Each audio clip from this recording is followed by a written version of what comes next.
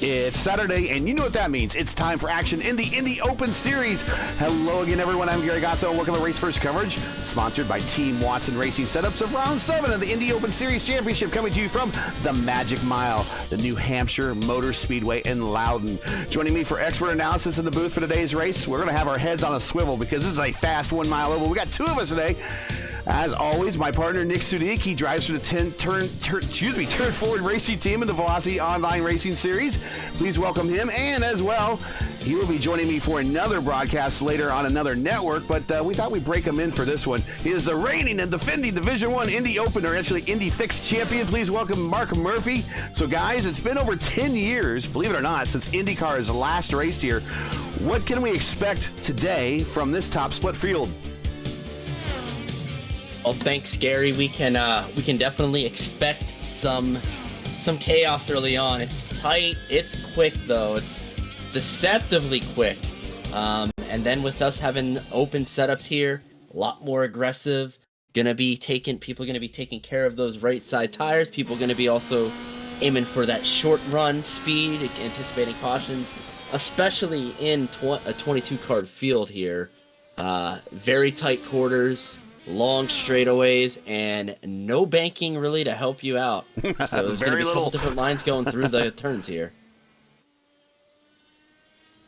Yeah, Nick, and speaking of those lines, you're going to see 3 to 4 groove racing. Here at New Hampshire, you can ride all the way around the top if you want. You're going to see some guys, particularly the teams with the better setups, the power sides, the IARs of the group. You're going to see them put their wheels right down on the first set of dotted white lines. You need to be very careful at this track coming out of turn number 4. There is a nice little bump there about in the middle of the track. If your ride heights are a little bit too low, you will take a nice spin coming off of there. And then for me, the biggest thing is going to be traffic, right? Who up front in that top tier group is going to be able to best negotiate traffic?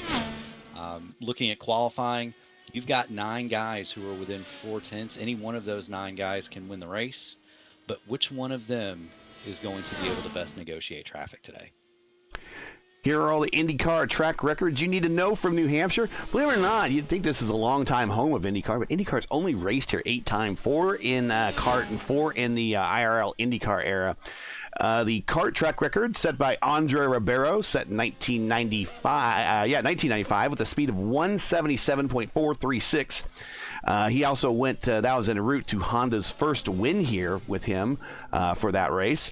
The IRL IndyCar track record held by fellow iRacer Richie Hearn, set in 1996 with a speed of 175.367 miles per hour. This was the IRL's last race with the year-old turbocharged cars before moving to the normally aspirated G-Force, Dallara, and Riley and Scott cars for the 97 season. There has never been a repeat winner at Loudon here, so in 8 races, 8 different winners. And it's almost a who's who of IndyCar racing in multiple eras. Bobby Rahal, Nigel Mansell, Al Unser Jr., Andre Ribeiro, Scott Sharp, Robbie Buell, Tony Stewart, and Ryan Hunter-Ray. So we got about a minute left in qualifying, and currently right now we got Blocker on the provisional pole. Yeah, Blocker laying down the only lap in the 21 bracket there. That's actually going to be the second fastest lap of the entire week, only bested by himself on Monday. A couple hundredths faster, but still conditions could have been a little bit more favorable. Rashad improving from his Monday time as well too, in a 007 in the 22-second bracket there. And Zachary Hubler with a fantastic time in third. Well, that's because he's some of the beasts. That's because he's racing with an IndyCar livery this time. Yes. He's got Scotty D's car out there this time, and Scotty D does not have a long record of racing here, but I think he only has that one race in 2011 when the IndyCar or the IRL came here. So. Not a long. This is one of the few tracks that Scotty D hasn't even won at either. No rain to worry about here, too. No rain and no multiple birds from the garage area from Will Power. No Brian Barnhart to go green in the rain. Oh, we're getting ready to line up for today's race. Let's get today's starting lineup up on the screen here. As mentioned, Adam Blocker on the pole with a 21.9 as he continues his oval dominance here in the Open Series. Rashad Craig right next to him, not too far off the pace with a 22 flat, number 6 in the P2 position. Zachary Hubler, he's sporting that Scotty D livery. It's going to be number 11, but it's starting number 3 on the grid. Rob Eugenix, I've raced with him before. It's a hard name to say. I have that problem too with my name. So, Rob, if I butcher this name too much, I apologize. Unglinix, excuse me. He's 4th on the grid. AJ Musselman, you can't have an IndyCar race without an AJ. He is P5. Andrew Marquez, good friend. He is also in the top 6 here, gridding up 6th. We're a little bit further on back. Ryan Stark 7th. Chris Wilhite 8th. David Porcelli 9th. Kevin Hensel 10th. Kevin Burrell 11th. And Ryan Freeman 12th. Let's see, we got, there we go. Tiago Benedetti, I hope I'm saying that right, 13th. Ben Goyette, 14th. Laura Gerhardt, 15th. Keith Rainey, 16th. Paul Seeley, 17th. And Marco Bombera, I like it, from Italy, in 18th. And also rounding out the remainder of this field, we have Leon Kinston in 19th from Club New England. So this is his home track. Miles Hammock Jr. in 20th. Scott Schroeder in 21st. And James, I'm going to say Gunn or Gwynn. I think maybe let's try Gwynn because Gunn is, that's with Marvel. James Gwynn, P22 shotgun on the field. So we're getting ready to get rolling here at New Hampshire. Yeah, we're rolling off here. Very, very excited to see this. This is one of my favorite ovals, and I'm not even that much of a short oval guy aside from Phoenix. This is always an entertaining race. Yeah, something to note here too. Not the qualifying effort that I would have expected from Chris Wilhite. I was watching his run. He actually spun it and backed it into the fence and had to reset. So maybe not quite the ultimate position that he is looking for or capable of. So I'd keep an eye on that number 1 machine as he tries to get toward the front here. Yep, that's another thing to note too. Little bumpy up top in that higher bank spot as the pace car's pulling off. And we are underway, and Adam Blocker off to a fantastic start. Yeah, wasted no time there. Spreading out. Look, people thinking about 3 wide back there, but everybody 2 by 2 on back. And top 4 stringing out a little bit. And we have some dives. We got 3 wide in the mid-pack. Ryan Stark going into 3. Oh, getting underneath Kevin Hensel there. Being surprised him a little bit. And that's what Mark was talking about. Multiple grooves. You had Wilhite doing the Kyle Larson line way up along the wall there. Trying to carry that momentum on these long straight. Go three wide again down. Oh, nope, not yet. I thought Porcelli's going to make it 3 wide. Porcelli is a smarter racer than that. Just waits, and now he settles into line. Yeah, I thought Stark got in there a little bit too hot. Porcelli almost opportunistic and went underneath both Hensel and that other car there. But that was definitely a close call there from Ryan Stark sliding up the track on the bottom. 150 laps right now. They're a little early to be talking about fuel, but just keep it in mind. You can do about, on full burn, clean air, it's about 1 liter a lap. If you want to do the translation into gallons, by all means, but you've got about 70 laps, give or take. You can do a little bit, maybe 71, 72 in clean air. The tires will probably start to go a little bit before that too, so you're a little tire limited here. So if there is an earlier caution about halfway through the stint, it's silly for anybody to stay out in my eyes. But that being said, 2 cars on the wall. Ryan Stark and Ryan Freeman, I believe. caution mentioned, a caution made apparently. Yeah, so That was an incident. Oh my god. yes, it was. It appears as though Ryan Stark got into the back of Kevin Hensel and kind of turned himself around. Hensel doesn't appear as though he lost anything. He kind of did a lazy drift there. Yeah, but took out 3 cars, all involved in that one. We had Ryan Freeman. Looks like James Gwynn. Nope. Trying to find out who all was involved here. There was was that? There's a light blue car out there that, Tiago Benedetti. He has a wobbly left front, and he's kind of hoping that thing's going to snap back into place. But if it hasn't done so already, it is not going to fix itself, and he's going to have to get into the pits and probably retire, as he's under caution, having a hard time controlling that thing up against the wall again. Yeah, I would say he's going to have a hard time, Gary. He hit Ryan at pretty much full speed, and then his car took about a 45-degree shunt into the wall there. Most of the front wing gone, right front suspension gone. That might be day over for Tiago there. Yeah, and I'm assuming those drivers behind him really want him to get back up there so they can hit pit road. I imagine the back portion of the field will go ahead and probably top off and everything while the leaders stay out, because track position is everything here at New Hampshire. And we watch him hit the pit. So unfortunately, we're only 7 laps in, and we are down about 3 cars already towards the with a incident in the mid-pack where Ryan Stark fortunately got in the back of another driver. It looks like, I'm not sure why that driver had checked up so much going into the turn. So we might, but it just shows the difference when we got open setups going on, that how some of these setups take longer to mature than others when they come up to speed here on a stent. Yeah, one thing you've kind of touched upon too, it kind of goes along with what we were saying before that incident happened, was a couple drivers topping up there. I know Gerhardt was in there, topped off her fuel. You're gonna be very limited on tires, but at the same time, if you have a couple more cautions, you can do this in one stop.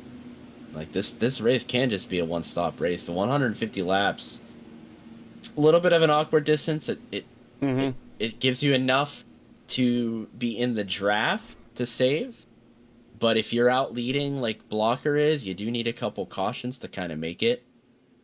So he's kind of getting his wish early on here. Yeah, and I was going to say too, Nick and Gary, I'm going to be back keeping an on the eye. Go ahead. I'm going to be keeping an eye on Laura Gerhardt. She is noted to be pretty quick on ovals, but also this puts her in a clear window, in my view, to try to make it on one stop. You're going to lose at least a lap, if not 2, under green flag conditions here, making a pit stop. So that could be huge for her to maybe steal a win here. It's always very fun when you have an oval race with strategy that develops early on. Blocker already out to almost a second lead here. Had a lightning quick start. Caught us off guard here, I think, up in the booth as well, too. He did not waste time. As soon as that car, pace car, hit the pit road and got by those cones, he was gone. Gotta go. Yeah, didn't just catch us napping. I think he caught Rashad napping, too. And this is one of the tracks that you really want to do that at, because let's say you do that at a place like Indy or Fontana, Michigan, maybe even some of the mile and a halves where you have the aid of the draft. Here the draft isn't such a big tool, so a big start like that is a lot harder to overcome here on these smaller ovals than it is at a place such as some of the bigger super speedways. Yeah, Well, you even break... Go ahead, Mark. Even smaller ovals, for example, Gateway, the draft does come into play because turns 3 and 4 at Gateway are very flat. Same with Phoenix, right? You can almost take those. Well, one car flat spinning, 2 here. cars spinning. Hensel. Nope. Trying to find out who it is. Ben Goyette and Kevin Hensel. Okay, okay, there it is, Ben Goyette.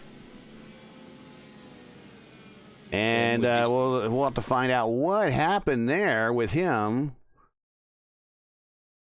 Well, let's see. Hensel just going underneath Porcelli, gets it a little bit loose on the low side. Oh, and on exit, and he just collects them. He had nowhere to go. So just an innocent thing. And I wonder if Hensel might have had damage from that previous collision that he had with, because remember, was it Stark? No, actually, did Ryan Stark get in the back of him? I forget. Yes, he did. Yeah, so he might have had some damage from that previous impact.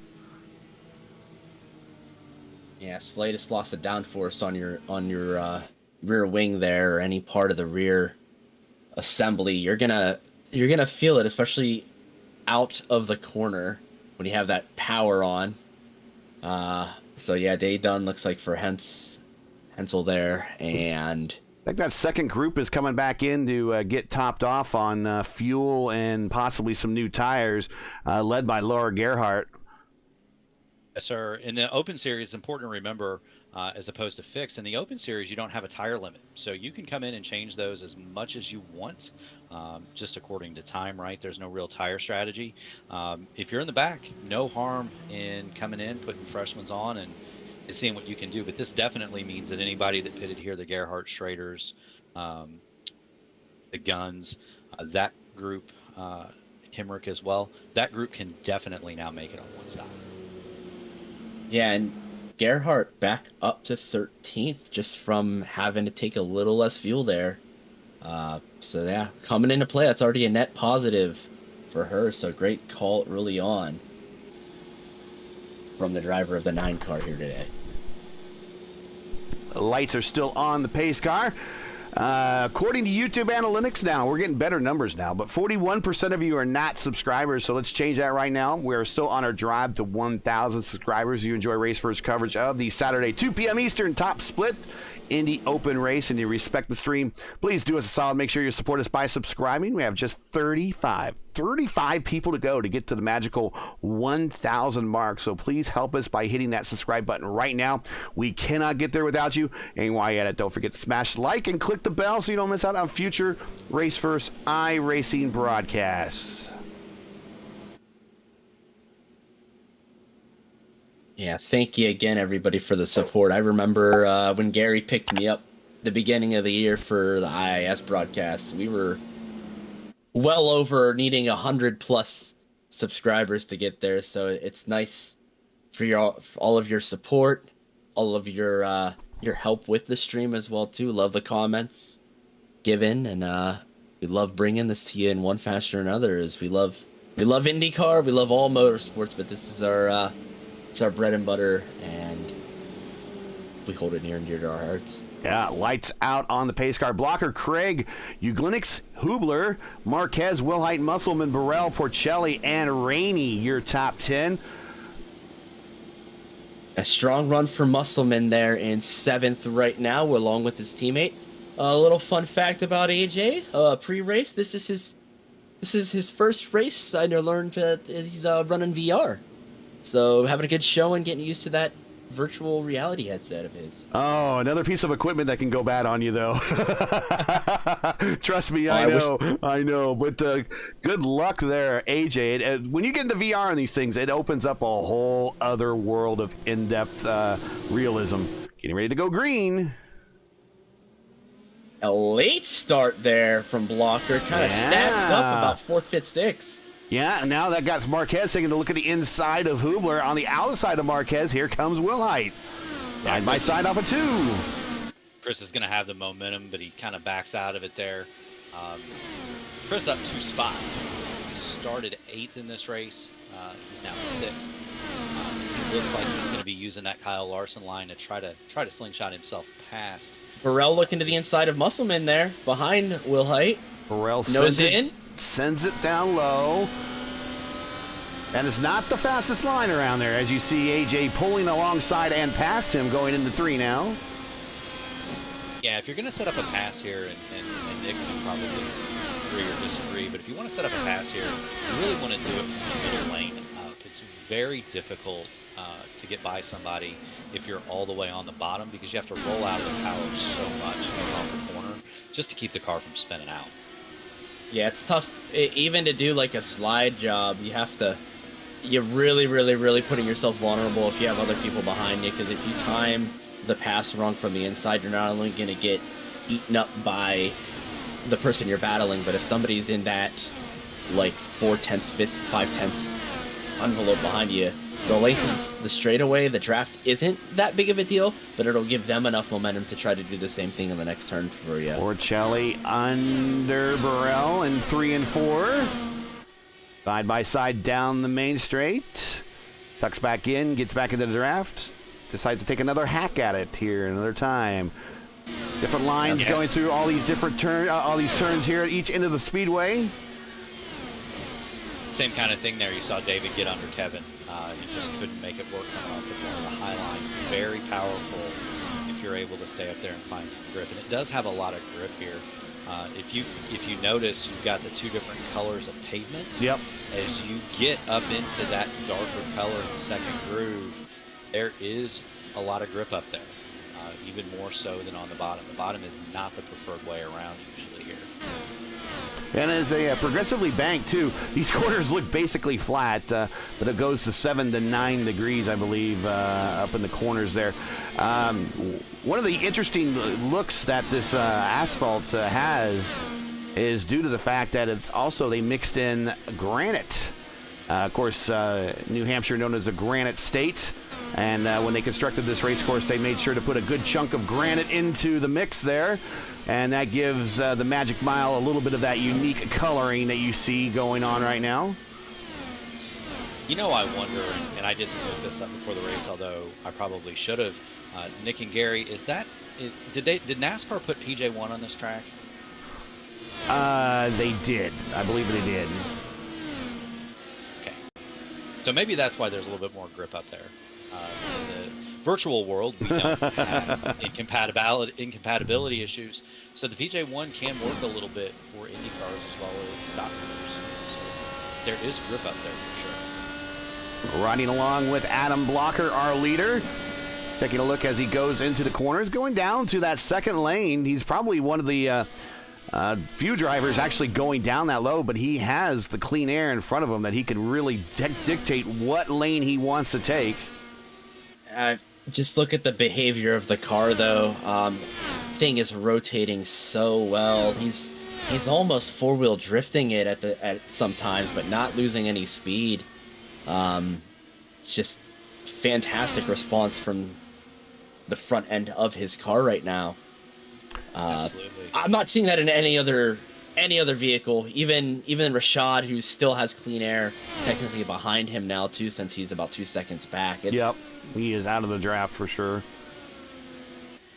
And that's the thing, though, is like it looks like it's drifting, but it's planted. You don't see a lot of counter steering. You don't see a lot of shakiness in the wheel under braking. All of those little behavioral signs of a car that is just in the groove right there. Absolutely. Now, one of the things we did talk about at the beginning of the broadcast was traffic. This being a single split race, you're going to have some cars that are much different in speed. Right now, Adam catching a lap car, that would be Miles Hamrick, and he's catching him at about a second a lap, 1.2 seconds a lap. Yeah, he got around James Gwynn. James just stayed high, and Adam went right underneath. So keeping an eye on his relatives, staying out of the way of the leaders, making friends.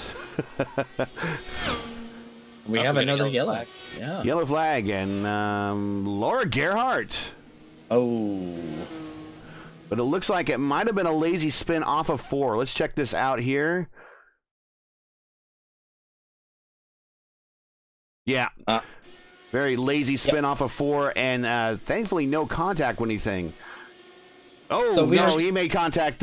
She made contact with the wall. So hopefully they could get that fixed and not impact the car's performance too much. But that really looked like a hard hit. Yeah, that's going to be a new rear wing for her. I didn't see any suspension contact, which is really, really, really good. However, anytime you hit the back end in one of these things, it's not just the rear wing, right? You've got diffuser, all sorts of things back there that can get damaged. The rear wing is an easy fix. The diffuser, not so much. So We're going to see her on pit lane here to get that taken care of. Well, everybody else is on the pit road here as the window is open. Still would need more and more stop from here, though. Yeah, it's one of those points where, like, if you're Adam Blocker and you stay out to keep the track position, you're going to lose your tires in about 10, 20 laps. Yeah. Max. Like, everybody sure has to stop once more, but your overall race time is going to suffer from that. Absolutely. We did have James and Miles stay out to take the wave around, obviously. Laura still on pit road. Looks like getting work done. Actually, Miles stayed on the lead lap there. Miles is going to be in the lead. Unless he decides to pit. Yeah. He pitted lap 14. He pitted on that second caution. Yeah, he's only 18 laps into his current stint, so he might tempt this. Nope, he's making the turn on right now. I think maybe just wanted to be credited for leading the lap or something. Get the stream time, say hello to the family. Yeah. It's always satisfying, especially in a higher class field, especially at the top end of this field, to be able just to lead a lap. So look for him though. He's going to be taking notes from the back, just kind of hanging out there. Yeah, and that's something that doesn't get touched on enough is with this being a single split and the disparity between the top and the bottom of the field. If you're one of those guys that might be number 15 through 22, this is an excellent opportunity to kind of hang out and just learn. That was a big part of what I did early on, was when you would get in races with guys like Adam Blocker, Rashad Craig, Bob and Glenkus, right? When you would be in those races, you would want to learn as much as humanly possible from them because you don't get to race with them that much. So good on those guys for being here, one, but also they're going to want to treat this as an opportunity to go to school for sure. Yeah, that's one thing that AJ and I kind of started doing this around the same time, so we kind of had similar paths and have helped each other out a bit just early on. Learning the IndyCar, learning other stuff too. Is we would both just not qualify and go in the back and just learn. Yeah. So not only did you get that like dirty air experience, which is way more impactful than your stock cars or other cars that might run asphalt oval, but you just learn from just seeing and watching and visualizing. So good luck to him and hopefully can get a good, maybe even top 10 result out of this. So, and we are about to head to the green flag yet again after that round of pit stops. Absolutely. Laura did stay on the lead lap, it appears. Good. We'll see how the performance of their car is impacted with that hit. Back to green flag, and Adam Blocker wasting no time and back at it again here. 34 of 150 in the books.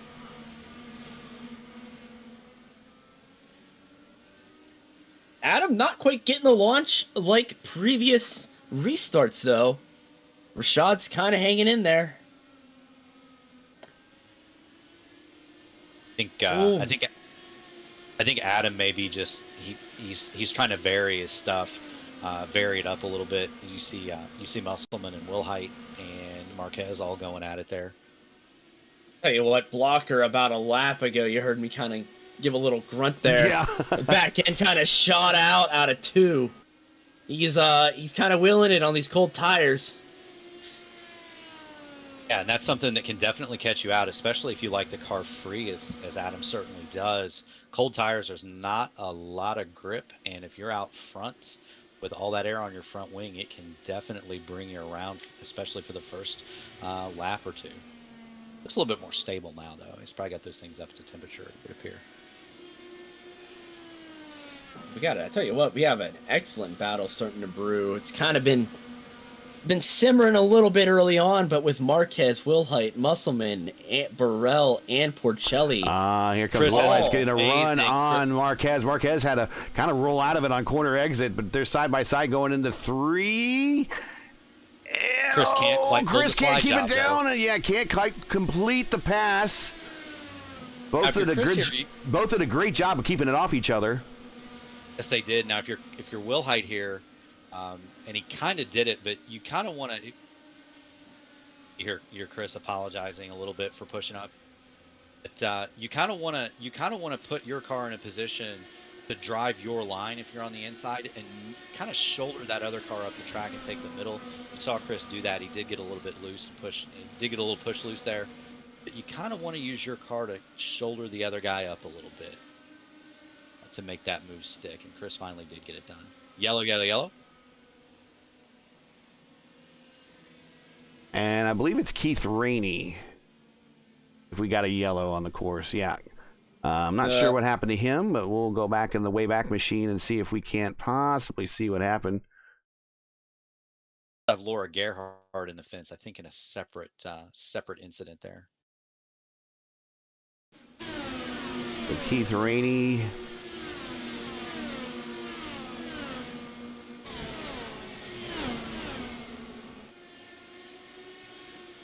Oh, Gerhardt had to really check up. She got loose. No, it was Gerhardt. And then I think Rainey might have just blipped out and dropped. So Gerhardt with a single car spin, and that damage, whatever was done to the rear portion of that car, is really going to make their day quite difficult. I'm thinking it could be damage. It also could have just been that line. That was such a shallow line. You have to put so much wheel into the car there that if you have to go slower, you're gonna have less downforce on that wing, less downforce, tighter angle. Your mechanical grip isn't there. It's gonna be game over for you, and that might even be an instance of that. Well, and the other thing that you might want to think about too there is we saw the car in front of her blink a little bit. Saw the car in front of them blink a little bit, of course.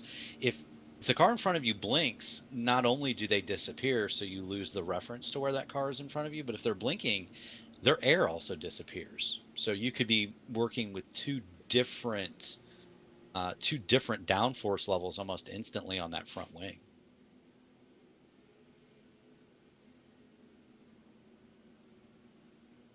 Always interesting when the car around you blinks a little bit.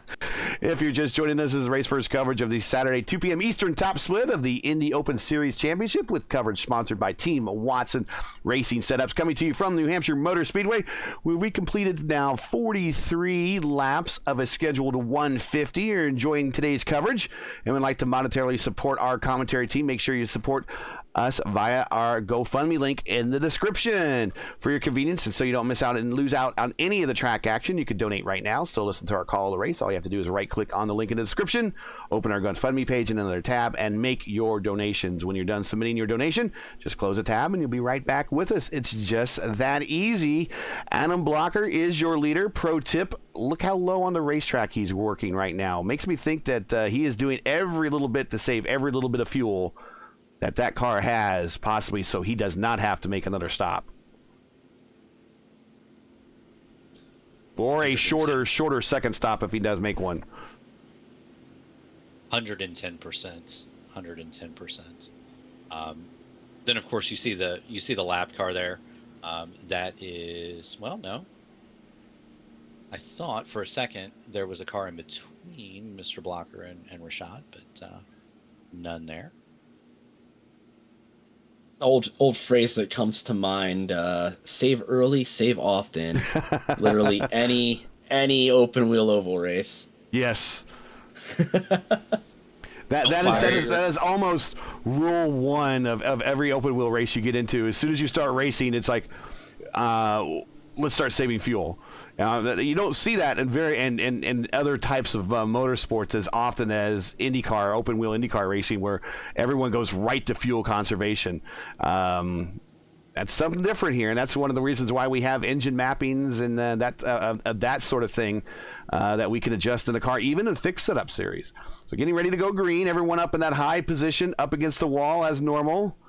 And Brocker brings him down into the Geico restart zone, and he starts there. And we are back underway. Just different timing every time from Adam. Very smart racer, very, very good. But he's gone in a different place. If you notice, he's gone in a different place every time. And we see AJ and Andrew Marquez side by side there. And Porcelli getting a little racy with Burrell right behind as well, too. Tell you what, this is going to be, besides the lead pack, this is going to be the race to watch for most of, especially if we get a long green flag stint here. This is going to be a phenomenal battle to watch here. Absolutely. You see Chris Wilhite taking a look. He is really working over Zach Hubler for that fourth spot now. Getting you some good shots from the drone cam here.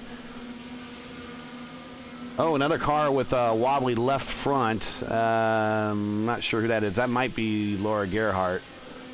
It is Laura Gerhardt trying to make it back to pit lane here. So for a while there, we thought Gerhardt might have had the strategy, but no go after that lazy spin off of 4 that hit the rear impact on the wall. Wilhite up to 4th. Kind of surprised they didn't take the opportunity to use the road course there just to stay out of the way, but Laura's going to get it to pit lane, see if they can get that fixed.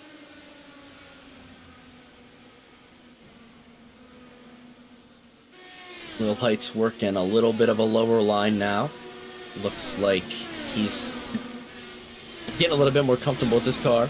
But track position is everything here, and if you got track position even over a faster or what I would consider maybe even a more superior driver, you can actually hold them off here. And a good example of that is when I ran in the Lionheart Speedway Series race here. I had one of my best finishes of the season at this track. This is one of my least favorite tracks. But I held off Nick DeGroot for 40 laps.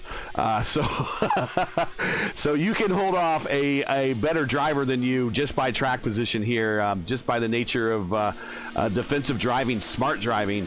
I felt like one of those poor rebel pilots in the X-Wings going down the trench with Darth Vader right behind him with Nick DeGroot there, just getting ready to pick me off any moment. And I was like, whoa, at the end of that 40-lap stint, I was exhausted. Now, speaking of faster and slower cars, that battle from 6th to 10th is an absolute hornet's nest. Yeah, that's what we're watching right now. I think Musselman, Burrell, and Porcelli probably have a little bit faster cars than Andrew Marquez right there. Andrew, very, very smart running his line. AJ, not the most aggressive racer that we know of. Very, very smart as well. He's taking his time. I suspect, though, that the 3 guys behind Mr. Marquez are a little bit quicker. Yeah, looking at the car behavior here, like AJ's car going really deep down to the apron you there. do not see them getting down to the yellow line very often here. Not for multiple laps. Let's put it that way. He's looking for that clean air. He's trying to find just any hint of clean air just to get a little bit more downforce on that wing, because Andrew is absolutely running defensive masterclass right now, kind of diamonding the corner, taking the air off of AJ's wing from center off. Beautiful positioning from Marquez. That's textbook. That's textbook open wheel oval racing. Car spinning right there. The car spins. And that is our 4th place car. That's Hubler. That's Zach Hubler. Yeah. And we saw him. We were riding along with AJ, and we saw him just bust loose right in front of him. And let's get back in the Wayback Machine here and find out exactly what happened. I think he just got plain old loose. Yeah, he did, and that's one of the things too. If you get one of your tires on the PJ1 and you got another one on a different surface and there's different bankings there, it can turn you sideways, and that's what we saw happen to Zach. And that was a hard hit too, so I don't know if how that suspension is not damaged. there's a couple things going on as well too. It's the surface difference. There's actually a seam. Yep, there's a lot of seams here. Yeah, right there, and it's a little bit more present in 4, but there's a couple little tiny bumps in that middle area just because of how often cars use that middle groove. If you catch one out at the wrong angle, it's gonna take the air off of the underside of your car, and you're gonna go spinning. And unfortunately for Hubler, that's gonna be a major repair. It does look like it is repairable, though. He did go up on the jacks. I did see that. We did see Porcelli, Burrell, and Musselman all stop here. So write that down in your notebooks. They're not going to be able to make it probably, but they are going to have 1, fresher tires, and 2, their final stops would be much shorter than the guys who did not stop here. Tell you what, at the rate we're getting cautions, we still have a decent amount of cars on the track. They get a couple more cautions their way, you might be thinking the fuel game. It'd take a lot, but it's possible. It's definitely possible. The way this race has been going. Turn that map up to fuel 5. Roll it really, roll it into the corners. Don't use your brakes. Might be able to make this. Looking at what, 90 laps, Nick? Yeah, about 90. If they top up again. Well, let's take a look at the top 10 here. Adam Blocker is your leader. Pretty much led all day. Rashad Craig is P2. Rob Uglinix is in P3. Chris Wilhite in the second IAR car in P4. Andrew Marquez in P5. Marco Bambra. He has worked his way up to P6. Paul Seeley, P7. AJ Musselman, he was one of the guys that stopped on this last stop. He is the first car with fresh tires on the lead lap. He is P8. Burrell, same boat, same strategy. And Porcelli, same strategy as well. And Porcelli running very low on the racetrack, saving as much fuel as he can. I think he's already thinking fuel game at this point. But Musselman, Burrell, Porcelli, 8th, 9th, and 10th, those are your first cars on fresh tires in this line. A little further back, Scott Schrader here, 11th. Miles Hemrick Jr., last car in the lead lap in 12th. James Gwynn, 13th, 2 laps down. Zachary Hubler, under repair, currently still under the pits, 14th, 3 laps down now. And Laura Gerhardt, 15th, 12 laps down, still making up time here on the racetrack. 15 cars running, 21 started. Thanks for joining us.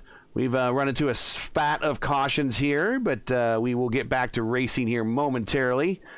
As the lights are out on the pace car, everyone assumes the position on the wall, and we're getting ready to go racing. Now watch out for Bombera and Seeley, because they are not as fast as Musselman, Burrell, and Porcelli, and they are on old tires here. Yeah, Seeley not close to the leaders, and I'm sure AJ wants him much closer than that. AJ's going to have to check up or get a black flag, and as a result, he loses a position to Burrell. Yeah, I think Seeley spun the tires there, really come to the green flag, and AJ had to slam on the brakes, as you say, to avoid getting that black flag. You see Kevin Burrell get by him. Don't think Porcelli's got the momentum, though.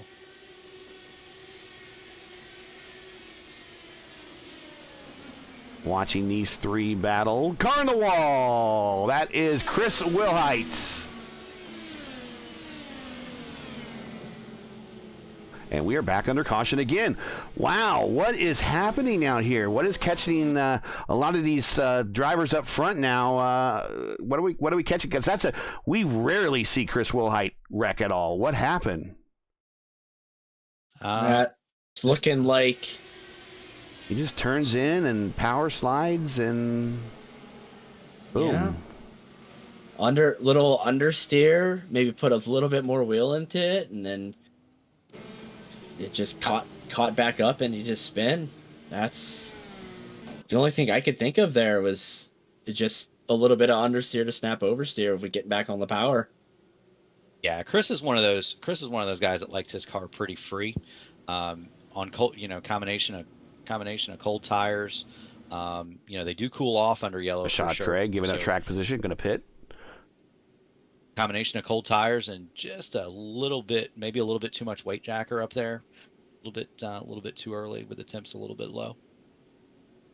Musselman decides to dive down with his teammate, also to top off. This might get them to the end, fellas. Oh, it's gonna be a close one there still. Like, it's gonna be a close one. Right on the fringe. Right on the fringe of what I have seen possible, but you were giving up a lot of track position, right? Yeah, that is for sure. We do have the Indy Open standings here. We can take a really quick look at. Bring them up on the page here. Your current leader is Rashad Craig. He has a 110 to 937 lead over Will Lyon, who is not with us today. I'm not sure if this will be Will's drop week or not. Adam Blocker, P3. Anders Sandberg, not in today's lineup, P4. Hugo Olson, not in today's lineup, P5. Chris Wilhite, P6. This is going to cost them a little bit. John Betafuhr, P7. Andy Fuller, 8th. Andrew Marquez, 9th. And Kevin Burrell holding out the last spot in the top 10 here in the Indy Open Championship for Season 4 of 2022. Still a long ways to go. Yeah, Burrell gets a top 5 here. The strength of field is not as high as we've had in previous races. Open or road course races, but just that position right there with a decently stout field, that's going to definitely elevate him in the standings overall when we get towards week 10, 11, 12. Not exactly the strongest oval racer. I've been trying to help him out a little bit every now and then between. He is definitely learning. No, we've got that much from him for sure. He is trying hard. If there's anything I've known about Kevin, getting to know him the last 9 months or so since he started racing in the IndyCar community is he's a bit of a gamer. He's very adaptable. He has a lot of outside hobbies with different games and whatnot. It has ran multiple series in iRacing at pretty high levels, and definitely one of the more adaptable people here in the IndyCar iRacing service here. So yeah, keep watching him. Yeah, I'm glad he made a choice to come race these cars a little bit more competitively in these official races. He is, number one, a great character, number two, a great racer, and I really wish there was more guys out there like him that would give the IR18 and the IndyCar Series a shot, because more people like him on the grid just makes all of our jobs easier. Very smart, very fast, and very, very smooth. I can speak from personal experience. It is much easier, Nick, to teach a road course guy how to oval race than it is for an oval guy to learn how to road race. Yeah, that's for sure. I've fought that demon for the past year or so myself. Turning right is not my strong suit, but Kevin, an amazing road racer, a funny guy, and I echo all those things. We see the green flag drop here. Blocker, Uglinix, Marquez, your top 3. The top, pretty much everyone in the top 10 for the most part stayed out, for the exception of Craig and Musselman. They decided to come in and give up the track position, top off one more time. So right now your first car on the freshest tires is Musselman in 7th. But watch this Burrell-Porcelli combo right here. They are only on tires that are 10 laps old. Super impressed with Paul Seeley. He's hanging in there, hanging tough. I would have thought that those guys would have made short work of him, but credit to Paul. He's hanging on and hanging in there. But the cavalry is coming now. You see Kevin Burrell and David Porcelli pulling up on his rear wing here. Seeley going up into that 4th lane. Ooh. There is time to be made there, but you had better have your car set up right. You're gonna take a spin coming out of there for sure. Look at all the different lines, though. I'm watching Musselman right now myself, using that high line as well. Just literally, we were talking about Blocker drifting it, looking like it's drifting. No, AJ is absolutely sliding it. Yep. His car is not liking that high line right now. And that might have been a planned pass as well for his teammate to get on by. Of course, these teammates are working on a voice channel somewhere out there. Wonder if AJ was thinking about traffic, might have dialed in like a couple clicks of front wing, making the car rotate a little bit more, but hasn't really had much clean air. Lately, kind of been following along the last run or two that we've had. Maybe a little bit too much downforce on that front end for the Muscleman.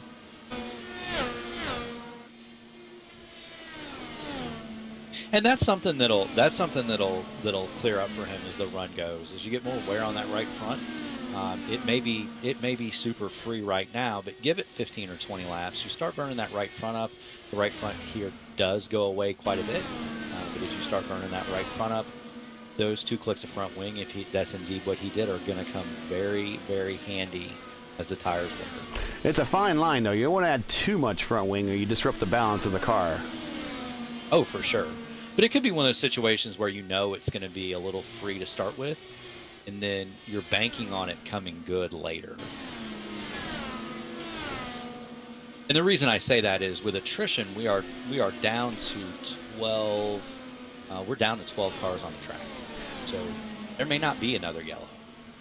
Yeah, when these cars get spread out, that could be the case. Let's take a look through the top 10 here. Is Adam Blocker. He's got himself a 3.5 second lead over Robbie Glenix. There's Rob right there. That beige and olive car. Andrew Marquez, teammate to my Monday night Indy Fixed broadcast partner, Stephen Larkamp in the Lionheart IndyCar Series. Currently running third. Paul Seeley holding down that 4th spot we've talked about, doing a great job there. Kevin Burrell now in 5th, trying to find a way to get around Seeley with those slightly fresher tires. First through 4 are on tires that are 44 laps old now. Now, one of the things that I've been noticing is Kevin Burrell and David Porcelli are not really pulling up on Paul Seeley. And so that tells me that they're saving a lot of fuel here, deliberately trying to stretch this. Well, they know that he has the pit, right? Yeah, I mean, there's no way that the cars in front of them aren't going to have to stop. Oh, Rashad Craig's trying to take he was trying to take advantage of that slower traffic there with Porcelli. Stuck his nose in there side by side going into 3. He's got him now. Rashad up on that high line. He's gonna make the pass on David Porcelli. Pulls it off. I don't know if Porcelli was, or maybe Porcelli doesn't care. Maybe Porcelli's just sitting there going to run these laps out, try to conserve some fuel, be there at the end. And Nick, I mean, your thoughts on this? It appears as though, to me, Rashad Craig thinks he's good. He's got it turned all the way up, and he's going for it. Whereas I think Kevin Burrell and David Porcelli are saving their fuel. And we got a battle brewing now for 4th. Side by side, off of 2. There is Burrell. He's got his wing, right front up to that side pod. And he completes pass. Seeley's going to try the over-under. Not going to be able to pull it off. And put Kevin Burrell up to P4. Could that be go ahead. Could that be a situation where now, maybe Kevin's been saving fuel? Nick, you know him better than most of us, but he's been saving fuel, and now he sees Rashad Craig coming, and he's decided to turn up the wick a little bit? A little bit of that, but more so just the amount of time lost behind Seeley. Like, Seeley's tires are kind of falling off of that first plateau. You were talking about the right front wearing out, and the tire differential between him and that group that is currently in the midst of passing him. It's more so that as Seeley is defending pretty well, kind of squeezing Rashad there. Yeah, he did a little bit. It got tight. Well, and that's the other thing too, right? How much time does Rashad Craig spend behind Seeley before he starts to force it? Because the longer this run goes, the less and less his tire advantage over Kevin Burrell becomes. also having to run a less optimum line than you would prefer that you have your car set up for as well too. That's going to add a little bit more wear, a little bit heat than you would like onto that right side front tire. You're going to have a slower car, going to be a problem here. Oh, this is frustrating for Rashad right now. This is not. You want to talk about optimal stuff? This is not optimal for him, losing about a second to Kevin Burrell there when he was going to be right to his gearbox about 4 or 5 laps ago. Yeah, but good on Seely. I mean, he's not doing anything wrong here. He's running his line, and he's going to force Rashad Craig to pass him. And so far, Rashad just hasn't been able to get it. Here he goes, though. I think he's got him this time. Yeah, the moment I saw Seely drop down, I was like, "Oh, you don't have the tires for that, sir." And Rashad pulls it off. The pass, yeah, pulls off the pass. Textbook moves Seely down the 6th. Still in the top 10. Then next on attacking him will be David Porcelli. So let's see how Craig now does reeling in Kevin Burrell. And while he does that, we got to pay some bills, guys. Let's do a little side-by-side action and get a word in from Team Watson Racing Setups.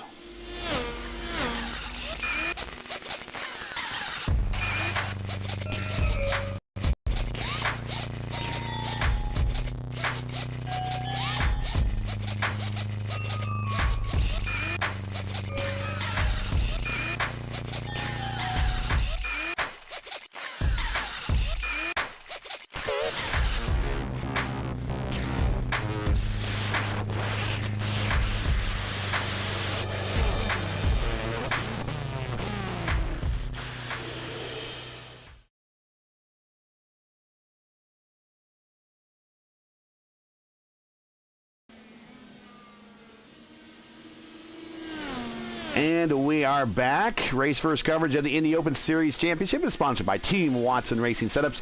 Visit teamwatsonracing.com for all the setups you need for the Indy Open season and more. Use the code WATSPIN39, WATSPIN 39 for 5% off your next purchase.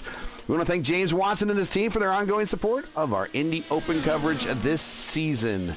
Currently watching their driver, Kevin Burrell, currently in 4th spot. Yeah, one of the things Nick and I were talking about during the break is the strategy that is playing out here. The top 3, Blocker, Unclakis, and Marquez, they are going to have to stop again. Kevin Burrell may be on the outside edge of being able to make it. Rashad Craig did stop after Mr. Burrell. Yeah, that's 6 laps different there. 6 laps difference between their 2 stops.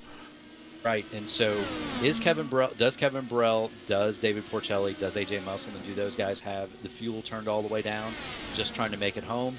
Is Rashad Craig able to go for it here, and are Blocker and Blakis and Marquez going to get a timely caution? Well, with the way that Craig has reeled in Burrell, makes me echo what you were saying earlier. He might have the wick turned all the way up now. He can get to the finish, and he's just reeling in these guys that are trying to economize this last stint.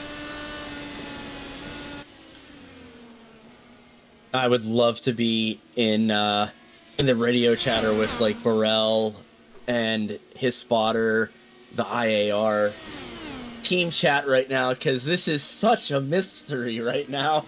This is, and we were talking about strategy developing earlier. My God, it really is. Well, and a thought too is, we see Rashad pull right up on the back of Kevin, but it could be too that maybe if Kevin's on the line, then so is Rashad. There's only that 6 laps difference. Maybe Rashad Craig is just content to ride behind Kevin Burrell and save some fuel as well, just be pulled along in that draft. It's not a huge amount, but it might save you 2 or 3 tenths of a gallon a lap. And we know how smart the top 3 are. I mean, we see them in top split races all the time, especially Adam Blocker. We know the number of wins that he has, and Lionheart and everything. I saw some smoke. Someone might have got squirrely. Saw that, and Rashad actually got past Burrell. That was maybe AJ. Did AJ get squirrely? But anyways, you got to know Blocker knows that he's not in a position where he is in an advantage now. He just knows that he needs to lead and hope for a yellow. Absolutely. Just go as hard as you can. Drop the hammer. Yeah, drop the hammer. He's got himself a 9-second lead over Ugliniks that's sitting there in P2. Now, we get to go back to that fuel thing. If Kevin might be just a little bit short, might it be that he has let Rashad Craig go for that exact reason that we were talking about? Yeah, Craig is by him. Rashad's pulled away a little bit, but might it be that Kevin's just thought, look, let me get back behind him, tuck in, and see if I can't draft a little bit. Well, again, he's kind of he's actually lost the. Has he lost the draft, Burrell? No, he's a second behind, but any 5/10 more, and he's lost that draft. Yeah, and it's not a lot. I mean, I think back to the Indy fixed race at Good Phoenix a couple of seasons ago, where Trace and I were trying to stretch it. If you recall, I sat behind him and deliberately didn't pass him for about 80 laps, and I was able to go 3 laps further than him. So it's not a lot, but it does help save you some fuel if you can find somebody to run behind. We're on lapped car watch right now. Blocker is about to be in a heap of traffic. Just got past Musselman to put him a lap down. And now passing a couple more cars. Now, that's James Gwynn. He's been kind of off the pace all day today, but he's at least stayed out of everyone's way. Yeah, learning up 10 spots, though. It's... Yeah, you know, this is how you learn. This is how you learn. You talked about it earlier. And man, you got Blocker getting ready to put a lap on Porcelli. That tells me that David Porcelli is saving a lot of fuel, and I don't look for him to fight Blocker at all here. Nope. It's the race within the race, right? And they all know. Everybody knows the fuel situation, especially somebody as smart as David Porcelli. He knows, right? He knows exactly what the deal is. He might try to hold Blocker up a little bit. But, the way he was saying hi made me think that maybe he was trying to give him the underneath, but holding him up probably is not a bad thing either. Well, and then you've got Paul Seeley up there too, right? So if Porcelli's going, giving Blocker the low side, there's the dirty air from Seeley to greet him. Yep. Seeley peels off, goes to pit road now, which makes me think is Blocker and Ugliniks and Marquez here probably going to get ready to go off and pit soon because they're all on the same strategy. The inside, going in the 3. I would assume, and this is just my assumption, but I would assume with the quality of setups that Blocker and Glenkus and Marquez are probably going to be able to go a little bit further. But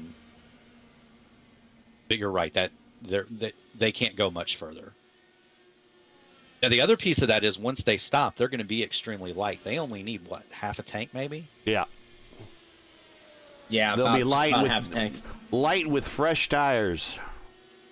So they're ready to set some Red Bull laps there. Yeah, I was going to say the old battle between the tortoise and the hare, right? So Burrell, Porcelli, those guys are definitely the tortoise, and we're about to see Adam Blocker become the hare here in a couple of laps. Now, through the history of IndyCar racing at New Hampshire, 2 key races that I want people to go back and watch on YouTube. The second race here in 90, when they had it in 93, that's probably one of the best 1-mile IndyCar oval races of all time. You want to go check that out. Not so as exciting, but just indicative of the early bad luck that Tony Stewart faced when he was racing IndyCar. The 96 race here, he almost had a 3-lap lead on the field. And that Menard engine that was always unreliable did what Menard engines like to do, grenade. And he gave up a 2.5-lap lead over the entire field and lost that race. Scott Sharp won that race and gave A.J. Foyt like his first IndyCar win since the early 80s. Yeah, and that's an interesting bit of trivia, too. I don't believe the Menard engine ever actually won a race. No. As powerful as it was, and it was a bullet, especially at Indianapolis, but it was also a hand grenade. never won a race. Got close. I believe third place, Allenser Sr. Brought it home in the 500 one time. There was, of course, I believe the Menard engine, of course, finished second place at Walt Disney World in the inaugural race to Buzz Calkins. That was Tony Stewart finishing second to Buzz Calkins there. But yeah, that engine never won a race. Now, when they got to normally aspirated engines, here comes Blocker. The Menard engines fared a little bit better, but they were just at that point more engine builders and less badging of a OEM type engine. But here comes Blocker down into the pits. Painfully slow here on pit road. Uglinix is, I think, staying out. No, Uglinix is coming in. So this is, he's going to monkey see, monkey do here. They're probably running very similar on fuel. Craig now is your leader. And now we have less than 40 to go. Yes, we do. Quick stops, by the way. Yeah, Blocker 30.4 on pit road, 8.2 in the box. Uglinix 30.4 on pit road, 8.1 in the box. So Uglinix actually a little bit faster. Yeah, and that's the tire change, right? That's not the fuel. The fuel is done long before the tires for this stop, for sure. I will say back to the Menard engine, they always kind of reminded me of the Novi of our time, right? So, you know, if you go back in IndyCar history, I go back to the Roadsters, the 40s and the 50s. The Novi was always the most popular engine, and it never lasted. Same with the Menard. Even into their engine building days, Sonny Meyer was never able to get much reliability out of the Oldsmobiles. And now when you look at an Indy 500, you rarely see a grenaded engine. Yeah, Chevy and Honda have engine building down to a freaking science. I mean, they're almost bulletproof. And, of course, Honda, this is where Honda got their first ever IndyCar win right here on this oval. Andre Ribeiro brought it home from Tasman Racing. Now, we were talking about the tortoise and the hare thing. So Adam Blocker, 14.7 seconds. Only 4 cars remain on the lead lap. Craig in the lead, Kevin Burrell second, David Porcelli third. Blocker fourth. He is 14.7 seconds in arrears. Let's see how quick he can close that down. He's got 35 laps to do it. That time by Blocker 22.3, Porcelli in front of him at 23 flat, so 7/10 quicker. If I'm watching My Relative and I just saw that clicked off, I'd be like, oh boy. Well, he's going to have his tail on fire here. These are qualifying laps for Adam Blocker, and he is one of the best at it for sure. Now, that's one of the graphics we could change here. We'll change that to last lap mile per hour. And you could see Porcelli 159.6, Blocker 163.8. That's miles per hour. He is actually faster than Craig. Craig 162.3 on his last lap. Blocker that time 164.9. That might be a fast lap. That might be a purple lap. He is just all of a sudden reeled in Porcelli. Yeah, Nick, you want to take bets on this? You know, I mean, I knew it was going to matter a lot, but I think just Blocker, with the amount of cars that are left on the track, not having to deal with burning up the tires early on with traffic, I mean, he's clicking off half a second plus to even Burrell as he's going inside of Porcelli right now. Porcelli... That was closer than I would have wanted. Yes. But head up, eyes forward, on to the next one, about 7.5 seconds up the road. Riding on the helmet cam of Adam Blocker. The other thing is, and the other thing is too, and Nick, you and I run a lot of full distance races together. These guys have been at this for an hour. And so you've been at it for an hour, it almost feels like there's a lull, right? So you're just kind of making laps and running. And that might be the case for Rashad Craig and Kevin Burrell. There is nothing about that right now for Adam Blocker. He has it. He has the hammer down. He's going at it 110%, another 4/10 that line. Yeah, right now, I think the name of the game for Kevin and Rashad, or maybe let Adam maybe catch him. Maybe there's a late caution. And then if there's a late caution, you're going to come get tires, right? Because you've only got 4 cars on the lead lap. I wouldn't be, even at this point, if I were blocker, I wouldn't be secure not taking tires late. Andrew Marquez with better tires getting around Burrell, but that is not for position, track position only. Burrell last time by 23.4, Blocker 22.3. Yeah, Full second. Yep, got a 3.2 second lead now. Now under 3 seconds. Now he's got 2 cars in front of him that are going to give him massive aero push. Where these cars in real life IndyCar racing have never raced on this course, the IR18 or DW12s for that matter. I would certainly like to see it. This track, along with Good Phoenix and Milwaukee, I mean, they're incredibly fun in this car. Something other to mention about this track too is not really practical for the IR18, but my God, they have great road courses here too. You go up in that mountain section right here to the right of where Adam Blocker just passed. Oh, it's beautiful to run like touring cars or Miatas or like lower powered Formula V, etc. Like, I think F3 came here a couple of seasons ago, and it was absolutely fantastic. Here we see in the tail end of this camera shot, there is the Dark Knight is looming there in that black and blue Dallara, reeling him in. Yeah, he's coming. He is coming for sure. Less than a second now.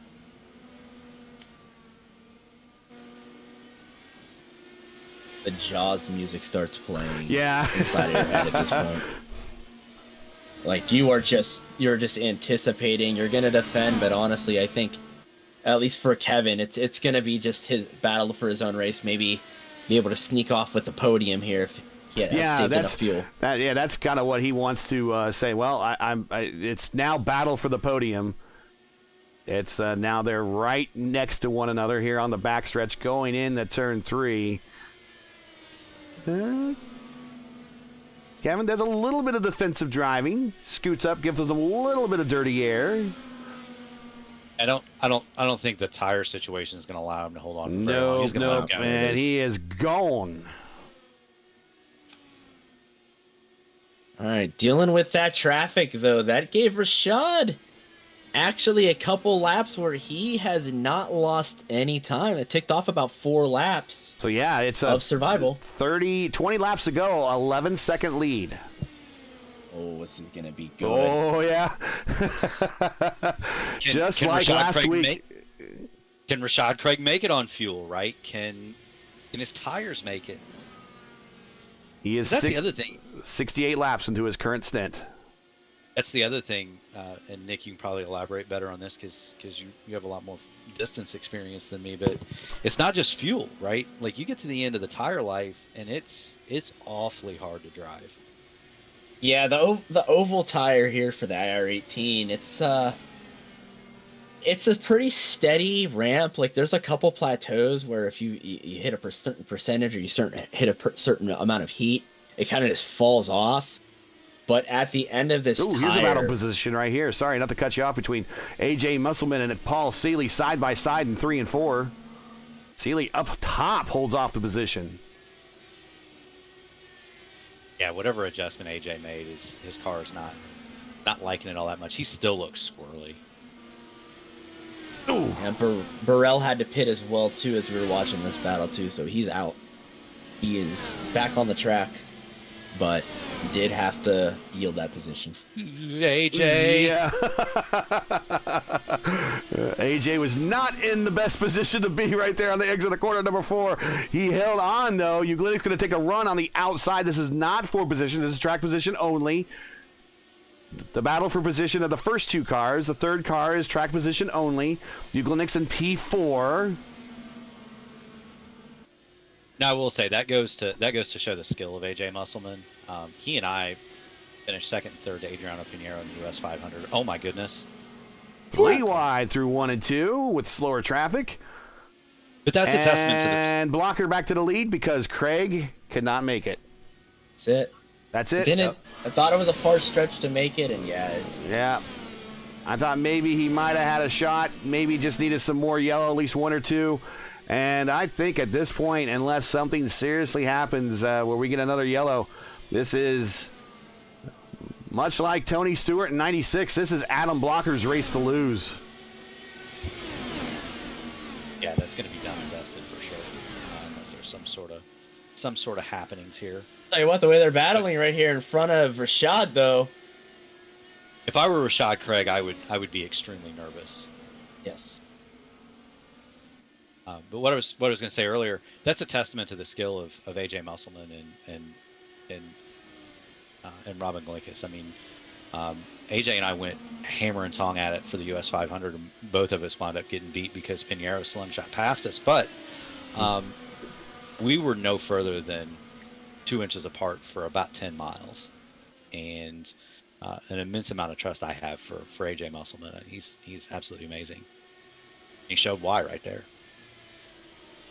Once again, if you're just joining us, this is Race First coverage of the Saturday 2 p.m. Eastern top split of the Indy Open Series Championship, with coverage sponsored by Team Watson Racing Setups. We're coming to you from the Magic Mile in Loudon, New Hampshire, where Adam Blocker, the Dark Knight, currently leads with about 10 laps to go. Help show your support for Race First. Become a member of our Patreon page today. That's patreon.com/racefirst. Thanks for joining us. Make sure to smash that like button and subscribe to the channel so you don't miss out on the next race. We are coming into the closing stages of today's top split race, and it has been Adam Blocker most of the way. Yeah, getting to 10 laps to go here. Adam Blocker with dominant performance, but having to deal with traffic, it's knife's edge every time. Another thing too is I just thought about this. Adam might lap the field. Yeah, he's looking at the Euglenix, who is just right in front of him. He might not get him there in 10 laps. Ooh, We're fixing to have Marquez almost into the wall.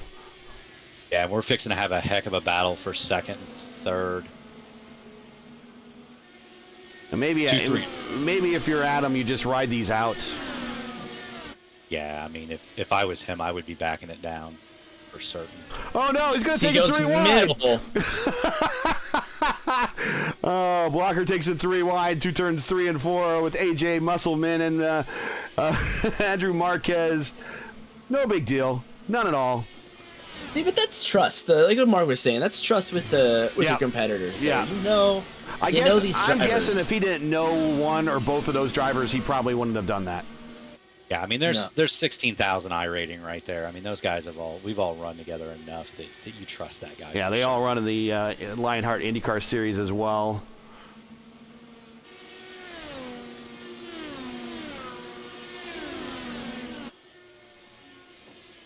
At least 1,600 I rating. 16,000, I'm sorry. Yeah. My ears perked up for like half a second there. I was like, huh? We're not talking about my road I rating. But it's getting better. It is. It'll get a lot better once I can pull the downshift pattern. Right? That's right. Mark Murphy is on the disabled list, kind of. Well, my wife would argue I'm always on the disabled list, but that's a different argument. But yeah, so just kind of working, kind of not racing as much as I would. I can't road race because I can't really pull the left hand over, and I can't pull the downshift paddle. But hopefully the pins are going to come out right around Thanksgiving, and we can get back to normal service. Well, speaking of wives, while you brought it up, happy birthday to my wife. Ironically, one of the New Hampshire races that I remember watching was during our post-wedding party that we had over at my parents' house after we got married.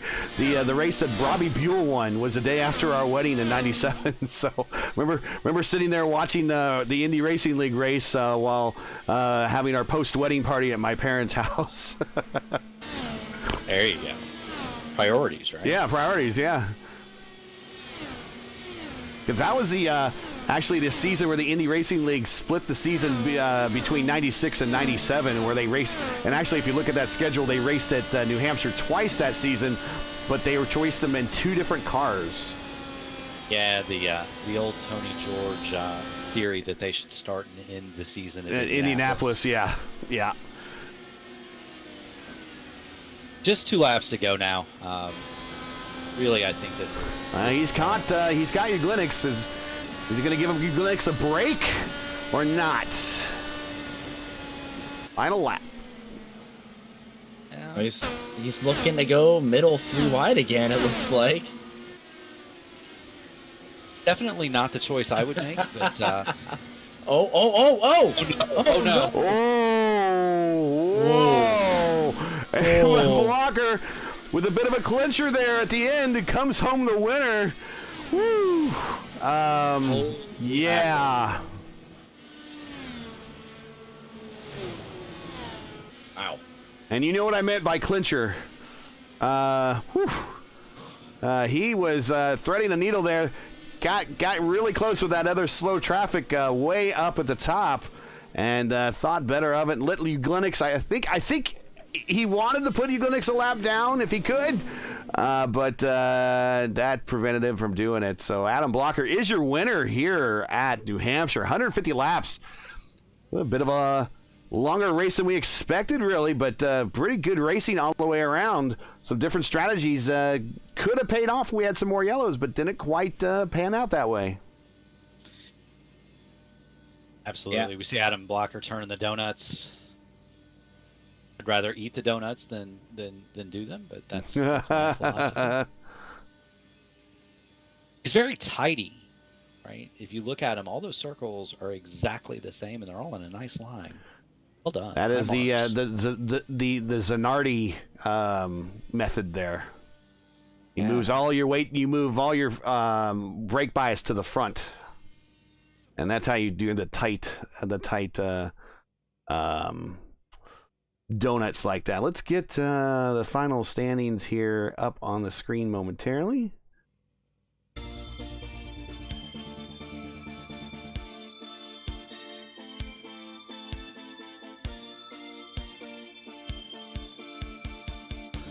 Blocker's your winner. Rashad Craig tried the fuel mileage game, did not pay off, finishes second. Rob Uglinix. Actually, you know what? I think my timing screen is messed up here. No, that is not right. I got Blocker, Craig, and Porcelli as your top 3. James Gwynn? No, that's not right. That is not. No, that's not right. So go ahead and read the top. Go ahead and read the top. I had my overlay locked up at the last second there, and I tried to reload it, and it didn't do what I wanted to do. So go ahead and read today's final results here from New Hampshire. Yeah. So Adam Blocker, your winner. Rashad Craig, second. Rob Uglinix rounds out your podium. They were the only 3 cars on the lead lap. Andrew Marquez, Kevin Burrell, David Porcelli, 4th, 5th, and 6th. Musselman, Paul Seeley, Marco Bambara, and Scott Schroeder round out the top 10. 7 laps back, Miles Hamrick Jr., 12th, and an impressive run for me and for James Gwynn. Number 22 comes home 12th, 12 laps down. Crashed out of the race, 13th, Chris Wilhite, 14th, Zachary Hubler, 15th, Laura Gerhart, 16th goes to Keith Rainey, 17th, an early casualty, Ben Goyette, wrapped up in an accident with Kevin Hansel, Tiago Benedetti, 19th, Ryan Freeman, 20th, Ryan Stark, 21st after having a fast car early, and did not take the start and shotgun on the field, 22nd, Leon Kinniston.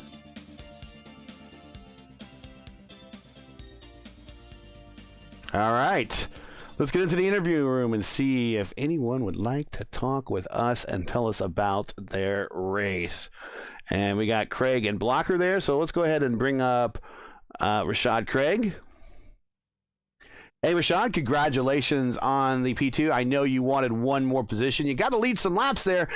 Kind of rolled the dice there for the fuel strategy, and it didn't pay off, huh? No, not really.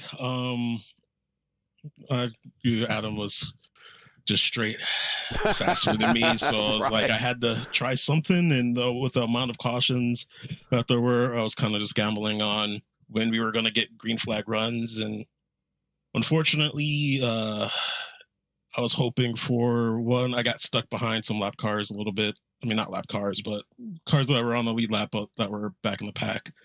And didn't end up getting the caution I needed to keep him a lap down. Not that he went one in the first place, but it was a gamble, but it still ended up working out. I still got back to where I started, and that's kind of all that matters at this point. Go ahead, Mark or Nick, if you have any questions. Yeah, so Rashad, Mark Murphy here. I was just going to ask, how close was it to making it? We had said maybe 75, 80 laps if you're extremely cautious. You seemed right on the edge of that, but how much did you like in making it? Oh, I had plenty. I had plenty of fuel to go. I think I had an extra 2-ish laps of fuel or so. Not that I was saving it. It's just kind of how I drive the track. I just naturally end up saving, and also being behind lap cars and trying to set up passes, you end up saving a little bit more. So it wasn't really all that tight. Gotcha. Well, congratulations on the P2. We'll see you out on the track sometime. All right, thanks. Yeah, any shout outs you want to make before we get you out of here? Shout out to the teams helping me with the set this week. Lots of feedback back and forth. Trying to find a good set. And shout out to friends, family. Shout out to AJ actually coming out for these. He doesn't do these races that often, so it's good to see more of the teammates here. So yeah, and congrats to Adam on the win. All right, well, congratulations to you. Still looking good in the championship as the championship leader, and we will see you at Fuji next week. All right, see you guys. See ya. Let's bring on Rob. He's here. Hey, Rob, thanks for joining us. We got you on mute. If you want to unmute yourself, you can. And maybe he had to take a step away. So we'll go ahead and move him back down, and we'll bring up Adam and bring up Adam. Hey, Adam, congratulations on the win. One position better than last week. Man, you had the car to beat today. But that last lap got a little hairy there at the end. Yeah, I was honestly probably pushing harder than I should have been to lap as many people as I could. But yeah, once I realized it was going to be sketchy, I just backed out of it and brought it home. But yeah, I don't know. Really just I was kind of confused when some of those guys pitted there halfway through, like Rashad and them, and they pitted and they got stuck in traffic, and then everybody still had to make one stop anyway. So I don't know, that kind of confused me, but yeah, ultimately, got to thank all the guys at Powerslide because the car was really good. Yeah, definitely the idea was to stay out as long as possible, and really only about 4 cars stuck with that race strategy all race long. Was there ever a time that this really kind of felt in doubt to you at all, or did you really like, hey man, I got this under control the whole way? Well, when we had all those early cautions, like whenever you have like 5-6 cautions in a row, like all stack, strategy can just divert and you can get caught out. So I really was just, once it went green for a while, once we got to 70 laps to go and it was going green, like if a caution had come out then I would have been able to pit. And then I also had a big enough gap where I was going to come out on the lead lap. That was when I had it. But up until then, that strategies could have done something and I could have gotten shuffled back. So, yeah, basically it was a short with a lot of caution, so you never Yep. know what can happen. Gotcha. Nick or Mark, you guys got any questions? Yeah, Adam, it's Sudik here. Great run, of course, dominant performance. I was gonna ask you about your car's behavior. Actually, it seemed like your car was the only car that consistently through the run could hold that lower line and still keep the speed up. Were you pretty content on the right front tire wear going through the run? Yeah, I wasn't honestly I wasn't really super happy with the setup, how it evolved through the run, but at least for me, just kind of knowing this track, like if you can move your line around to adjust the balance of the car.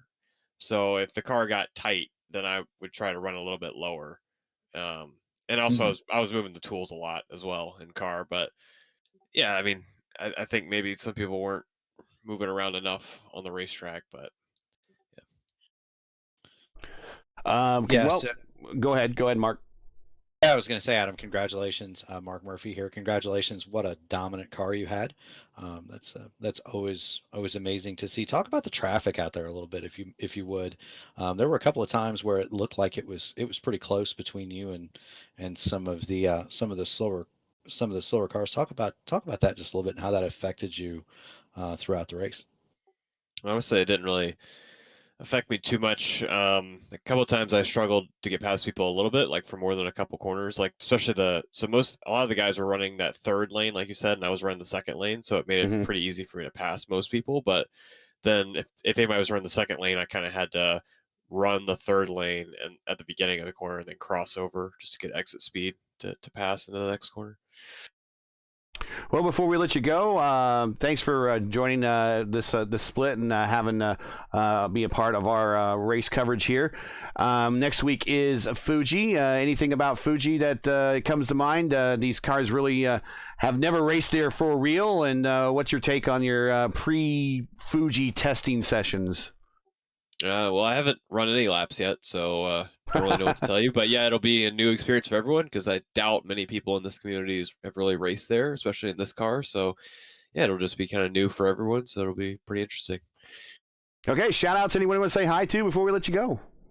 Yeah, I just want to thank everybody at Power Slide and thank you guys for covering the series. Our pleasure. Thanks for joining us and congratulations on the win. We'll see you next week, hopefully. Yep, thanks. See you then. And Rob just left. I was going to bring him back up. Rob, are you listening? Come back in.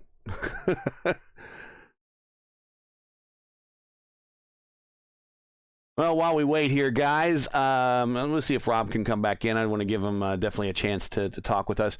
Mark, your first time here in the booth.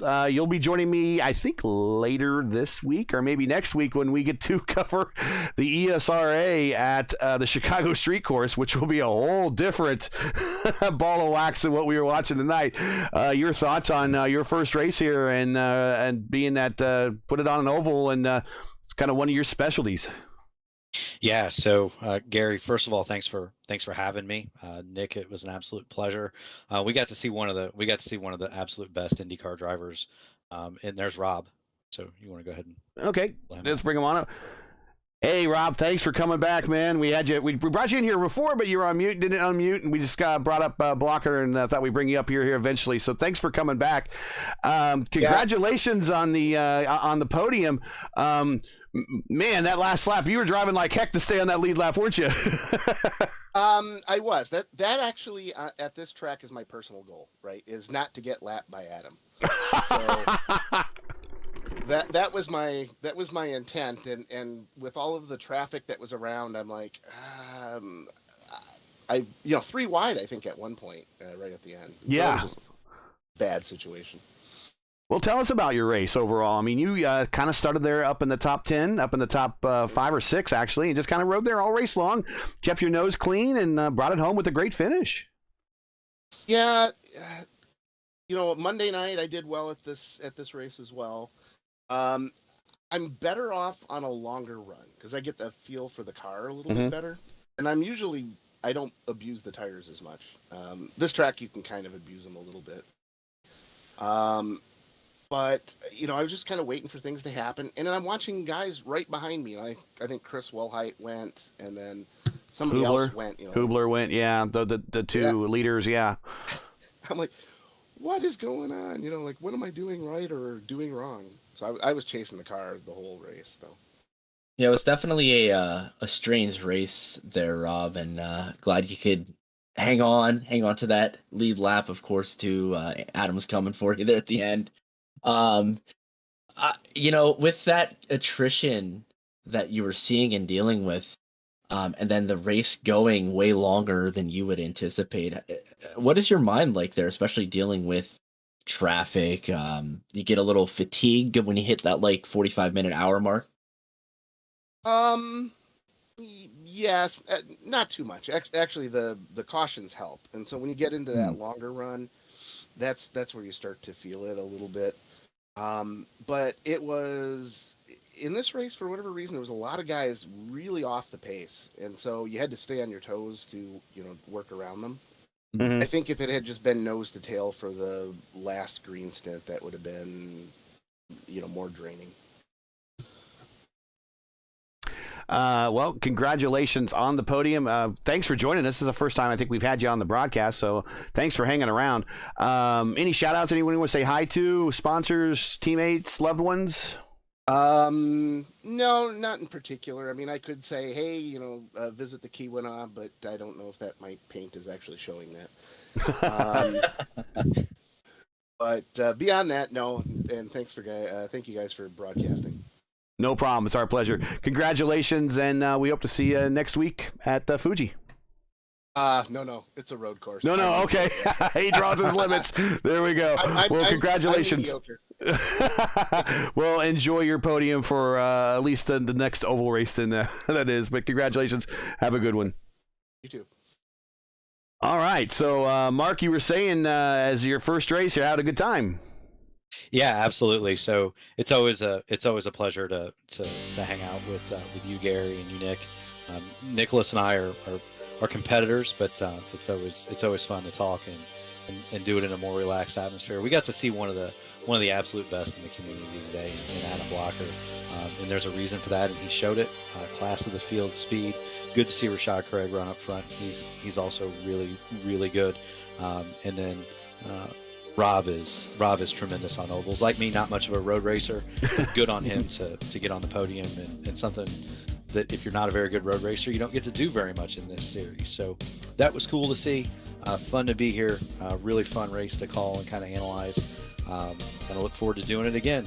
On to the Chicago meme course on Thursday. The meme course. Nick, thanks for joining us again. Your thoughts on today and going into next week. Everybody, just be a defensive driver. Above all else, be safe with your driving on the road and, of course, in the sim. A lot of fast drivers got kind of caught out today. Unfortunate, but hey, it can happen to the best of them. So, reps. I said it a couple weeks ago. Reps. Always keep practicing and push that car to the limit so you know how far to go. But hopefully, the likes of Will Height and the others in that championship fight kind of bounce back. That might have been caught out or maybe not had a good performance. Shout out to, again, really strong performance from Kevin Burrell. Gotta plug the teammate in there. Sorry, a little bit of bias gotta show. It's all right. and yeah, it's we're looking to have a really good championship fight going forward once we get Hubler, Blocker, Lyon, and Craig all on the same week, so we can figure out drop week. So it's gonna be a really, really good championship battle as we start to turn the wick up here going into week 8, 9, 10. Yeah, we're just past the halfway point, so things are gonna get serious. That's it for today. Once again, your podium from Loudon is Adam Blocker, Rashad Craig, and Rob Uglinix. Join Racefirst again next week for Round 8 of the Indy Open Series Championship as we head to Japan and the historic Fuji International Raceway. Coverage should begin approximately 2 p.m. Eastern Time on YouTube. Again, that's 2 p.m. Eastern on youtube.com/Racefirst. And don't forget, daylight saving time changes are getting close, so as always, check the official iRacing schedule or our channel for the correct time in your area. Race First coverage of the Indy Open Series sponsored by Team Watson Racing Setups. Visit teamwatsonracing.com for all the setups you need for the Indy Open season. Use the code WATSPIN39, WATSPIN 39 for 5% off your next purchase. Hey, we love bringing these races to you, but they're not easy and require time and money to produce. If you share our passion for the sport of IndyCar and enjoyed our coverage of the Indy Open Series, please take time to visit our GoFundMe page. The link is in the description, and donate to our Indy Open Series broadcast fund. Also, you can become a Race First Patreon member today. Visit patreon.com/racefirst to become a member and to select your tier. We realize times are tough, so any contribution we greatly appreciated. We thank you for watching and making us a part of your Saturdays each and every week. Now, as you know, the YouTube algorithm game is not easy, so please help support Race First with the weekly grind. Leave a comment below and let us know what you thought of tonight's race. And if you enjoyed today's coverage, support us by smashing like in the video, just like this. If you're new, click subscribe, and while you're at it, hit the bell for weekly reminders so you don't miss out more of Race First iRacing programming, including Season 4 of 2022 of the Monday Night Indy Fix Top Split, which will be at Charlotte this week, and the final round of the Race First Formula Indy Series this Tuesday at the Indianapolis Grand Prix course. And starting December 7th is the return of the Revolution Indy League's Schaefer IndyCar Series. Don't miss it. Keep your browser set here for the most in-depth knowledge on all of iRacing, and that's IndyCar knowledge. We know it all here because we know what Indy means. For business inquiries to learn more about Race First and what we do, visit racefirst.com, like us on Facebook, or follow us on Twitter. You can follow all of us via our Twitter handles right here at the bottom of the screen. There's Race First, there's me, there's Antonio, there's Nick. Mark, you got a Twitter account that we can push here? I do not have a Twitter page. If people want to see my thoughts on social media, I'm on Facebook at Mark Murphy Racing. So I disjointed and often rambling theories about iRacing can be found there. All right, well, there you have it. So for Nick Sadiq, Mark Murphy, and everyone at Race First, I'm Gary Gotso saying to all, thanks for watching, and to all of our men and women serving in the military and as first responders, Godspeed, God bless, and come home safe. Happy birthday again to my wife and daughter, and catch us again next week at Fuji International for the next race of the Indy Open Series. Good night.